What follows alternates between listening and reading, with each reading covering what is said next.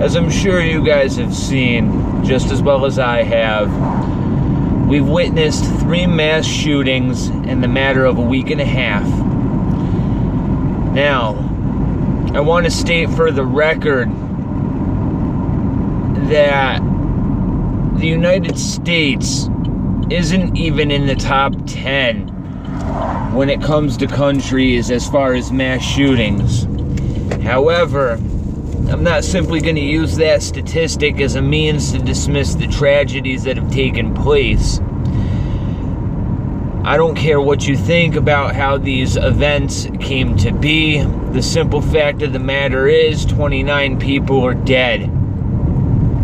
Simple fact of the matter is, within minutes of this event happening, it was politicized. Within 2 days of this happening, I'm seeing little old ladies and mothers out on the street common, the circle, down the street from my house, holding signs about confiscating guns. The simple fact of the matter is, if you look at this month historically, you're going to see these events taking place time and time again, and it's no coincidence.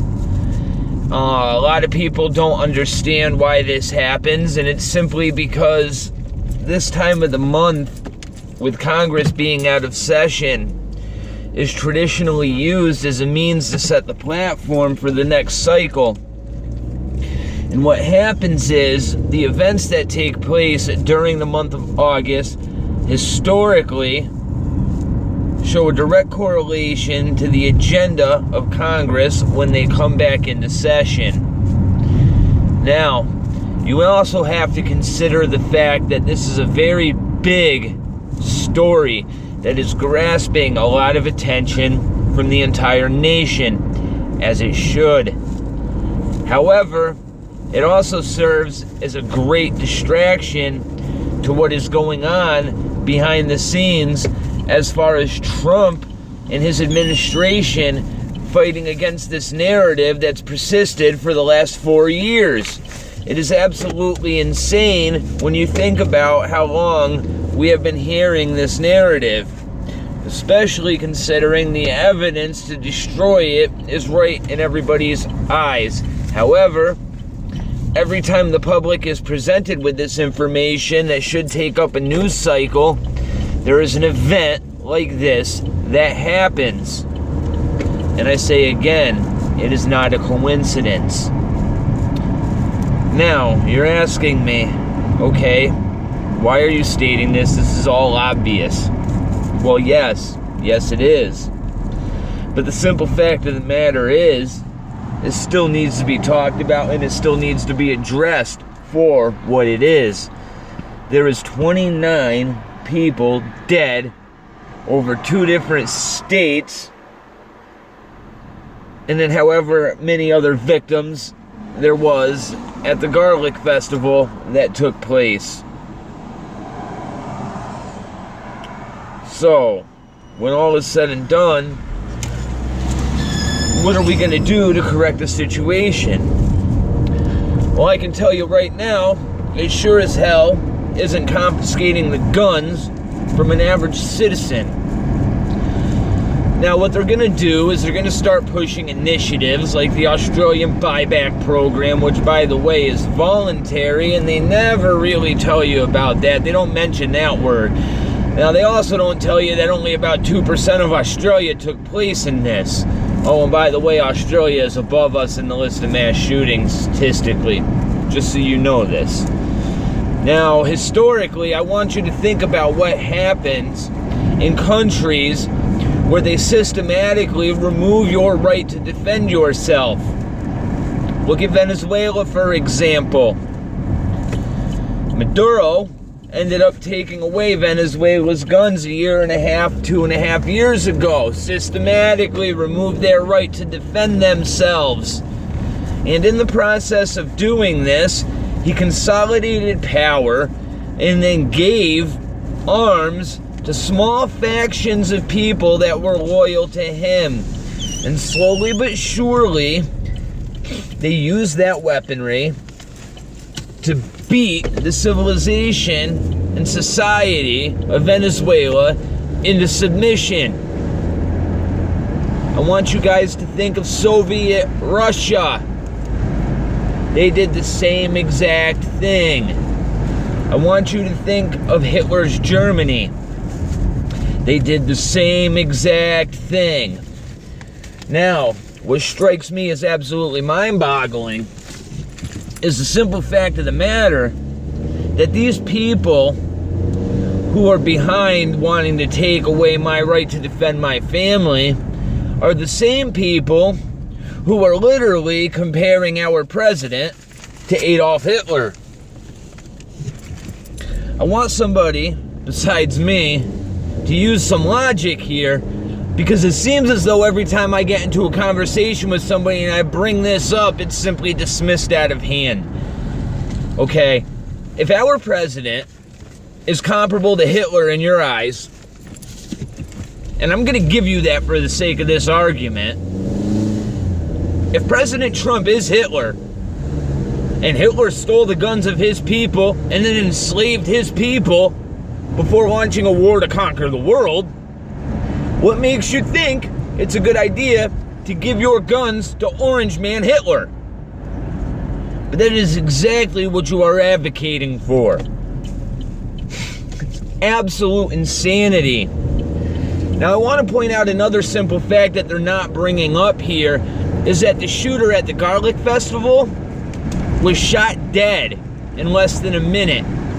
And why was that possible? It was possible because there was somebody there with a gun to defend themselves.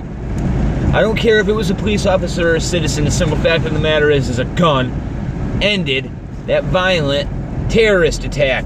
Period. The end. Okay. Now, the other part of this whole narrative that is constantly being pushed out there is that this all has to do with white nationalism. Well, let's take the 3 biggest shootings in United States history, and we're going to break down who committed those crimes. Number 1 shooting, Las Vegas. And we're going to use the mainstream narrative here. Las Vegas was committed by a white guy. Mind you, he didn't support Trump. So, there's one chalked up for the mainstream narrative that white people commit mass shootings in mass. Let's think about the other 2 for a second. What are the other 2 mass shootings that rank at the top of the list underneath Las Vegas? You have Pulse nightclub.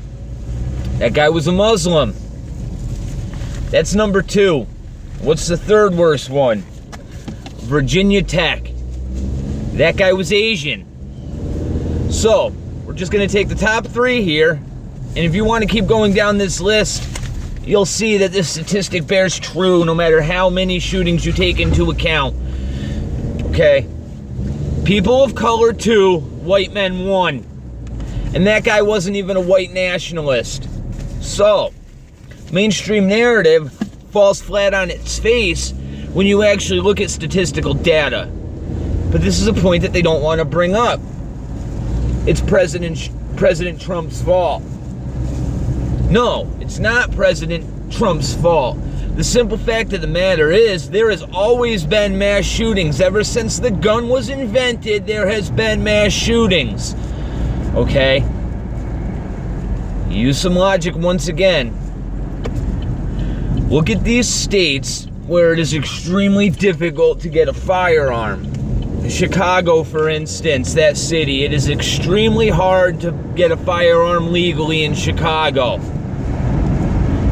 Look at the murder rate in Chicago. Okay?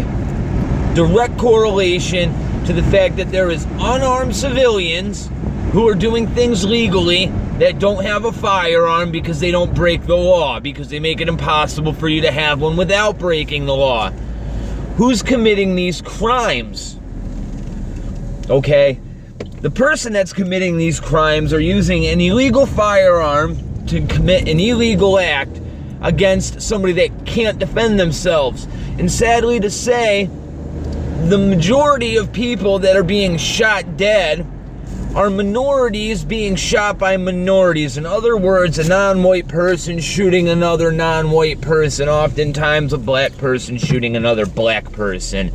And we can get into why that's happening and why these cities are chock full of minorities, and it just so happens that these cities are the ones that you can't get guns in.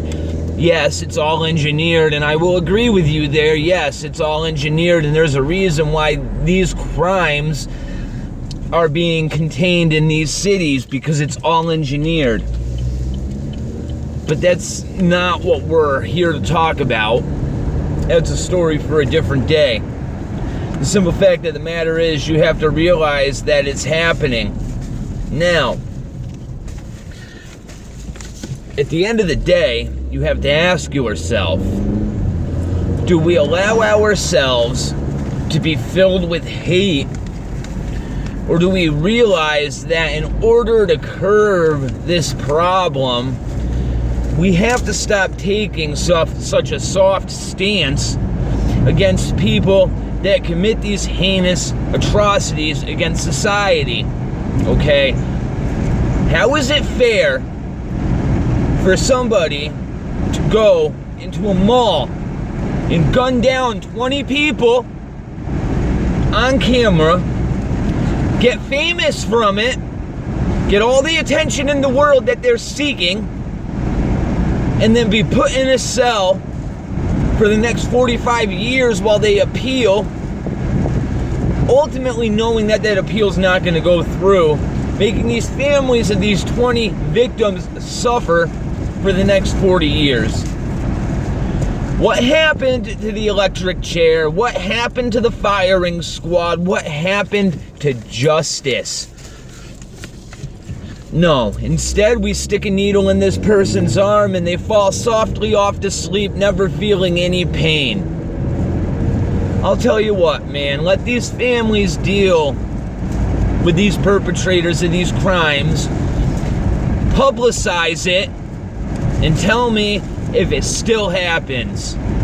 Because when you see what those mothers, who are supposed to be the most caring and loving individuals in the world, and they are, would do to somebody that took the life of their children, it would make you realize how heinous of an atrocity it is to rip somebody's life away from them when they are defenseless.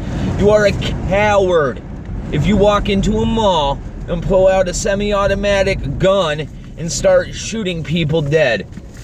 Doesn't prove anything other than the fact that you're a coward. It doesn't prove anything other than the fact that you're not human. And it proves nothing other than the fact that you have no soul. You're broken and you can't be fixed.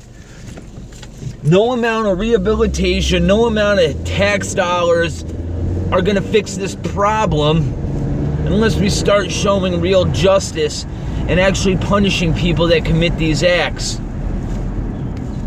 See, there's a tradition that died a long time ago in the United States, and I honestly think it was a downfall when it comes to moral values actually being upheld. And that is, when you see somebody pay for the crime of murder by slowly hanging in front of a crowd of people while their death is being cheered on because justice is being served, I don't care what you think about it, it goes a long way to show anybody else in society that that is the fate that they will suffer. And honestly, I think it curtails a lot of people from doing some of these crimes. However, there are people that are broken, and this stuff's gonna happen no matter what. However, you can defend yourself. You can fight for the right to defend yourself because it is your God-given right, and they are trying to take it away right before your eyes. Period. The end. God bless you. God bless your families. It is the one thing that you should be fighting for.